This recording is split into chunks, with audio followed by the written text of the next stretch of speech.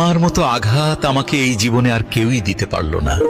কি অপূর্ব নিশানা তোমার, ঠিক কলিজা বরাবরই ঘায়েল করতে পেরেছো। আসলে শত্রু কিন্তু এতটা নিখুঁতভাবে ঘায়েল করতে পারে না যতটা কাছের মানুষ পারে, কারণ তারা খুব ভালো করেই জানে ঠিক কোথায় আঘাত করলে মানুষটা আর উঠে দাঁড়াতে পারবে না।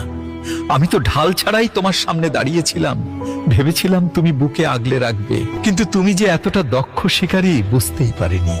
বিশ্বাস করে ঠকে যাওয়া মানুষ আমি, তাই আমার এই ক্ষত কোনোদিন শুকাবে না।